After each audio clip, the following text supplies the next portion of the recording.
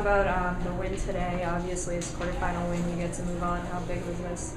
Well, it's huge. You know, this is always a tough game. I mean, Boston College is a fantastic opponent and an arch rival of ours. And anytime it's single elimination, the regular season's thrown out the window. I figured it was going to be a 2-1 game or 3-2 game. Well, it was pretty close to that, and a lot of credit to them. I thought our kids played a very good technical game. Maybe late in the first, we just kind of were running around a little bit, or we weren't picking people up, and you know it got them a goal. But we had to fight. We had to come up with some big plays. You know, Lauren's shot had eyes, and then Melissa and Jill Cardella made a real nice play to kind of give us that one that gave us some breathing room. Can you describe the impact of Janelle Kohanchek's game? You know, she creates space, she's got strength, she wins battles, she's probably at 65-70%, but obviously it's another bullet in the gun, so to say, that you know, she's somebody with an awful lot of talent, and again, it gives us a little bit more to work with. You know, we get some nice shifts out of Shannon Mahoney today. Jen Arms gave us some good shifts, so we almost went to one, you know, more high-end forward who really helped us out significantly. Did you change your style of play at all after the third goal?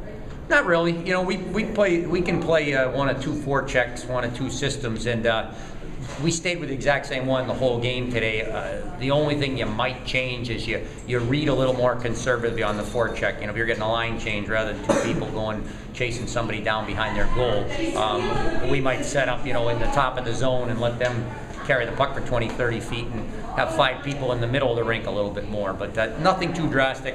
I think sometimes the kids shorten up shifts a little. You know, they want to win the game, and it's always our job is to convince them that they can keep playing straight up, but read well, read conservative. Coach, talk about the penalty kill today. You guys killed off a 5-on-3 that was pretty big for you guys.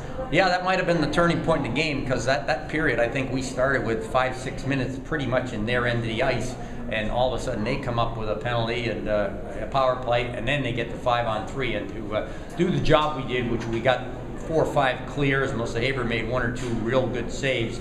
That probably put us in a nice situation, because this team a couple of times has come in here and I think got away with 2-1 wins, or gone into the third real tight and given us trouble. So it was nice to kill that off, and then as I said, that second goal had eyes. That's your 40-foot wrister that doesn't go in all the time, but Lauren's got a quick release, and I think it caught them just a little bit by surprise to get up in the top corner.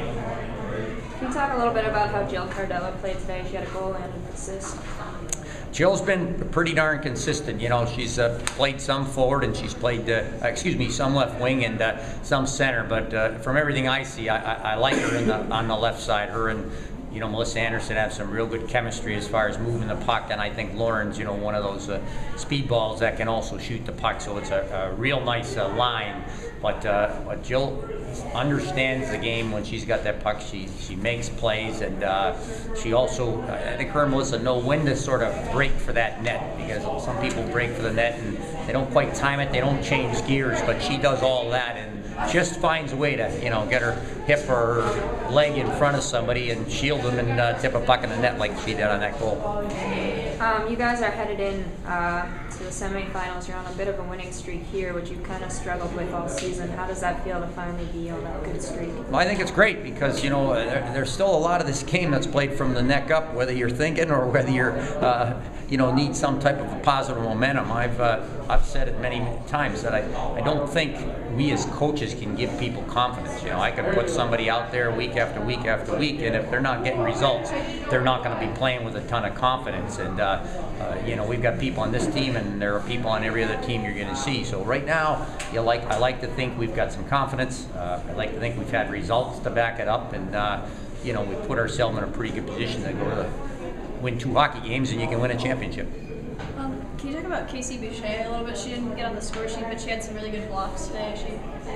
Yeah, I think an awful lot of what goes on in our team is the fact that we've got, you know, multiple defensemen back there who can go back, get a puck, and wheel it out of the zone. And, you know, she's right up there with anybody in that department. She's got great agility, so she handles initial rushes, can change directions, and she's been a rock for us all through the season. You know, there was a time there with Tara injured and then playing on the tournament with Hockey Canada that the ice time she got at that point at Maine, a couple games at Princeton, down at UConn when not many people saw us, was phenomenal. And she's carried it right here into the playoffs in the third period. We went down to 5 defensemen and put Melissa Tetra up at forward. So there's a few more shifts for her, Tara, and the whole bunch. And they all answered the bell with flying colors. Speaking a little bit of Canada hockey, how has it been for the team this week with the gold medal game today between the U.S. and Canada? We had to, you know, as far as the women's game goes, they had some fun with that. It's always a constant, you know, banter going back and forth. I think it was a great hockey game, which everybody in the room appreciated, whether you're Canadian or American. But, you know, the Canadian team had the bragging rights this time around. And today we had to have a couple of rules, you know, no electronic devices going on in that room. And I think one of our players might have pulled the cable switch out of the television we have in our locker room so nobody could sneak a peek at the game. And we really needed that kind of focus, you know. There's always some fun and there's a lot that goes on in that locker room that people don't see. It's not usually too uptight or too quiet, but we had to make sure we were on task today, and I think they were.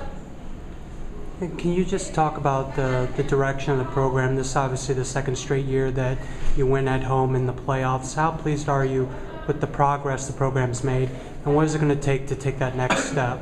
Well, I think the progress has certainly in the last month has really made that a much more positive answer. You know, we were all a little frustrated there coming into February. We thought we had played pretty well. We thought we were doing a good job, but we did have some, you know, very significant people who had gotten injured, and you know, little things started to you know, be a part of it, or we'd run into UConn and they're playing great hockey at the time. But we kind of righted the ship in February, and now for us to, you know, have 15 wins, to get to the league Final Four again, you know, to set a record now for losses, only having 8 losses, those are all real positives to me. And I mean, as far as taking it to the next step, 2 wins would answer that question, number one. And number 2 is just the continued effort of the people that are here, and for us to year after year do a good job of recruiting top athletes here. And I think now anybody we talk to or recruit knows there's an established situation here, from all the way from 4 years when we got 19 wins and we came back and ramped up the schedule 3 years ago, and now you've got, you know, 3 years in a row in the playoffs, 2 years in the league championship. Those are things that you can identify and people recognize. Last year they recognized us being in the top 10 for 10 or 11 weeks, and the same thing happened this year. Maybe we could sneak back in there now.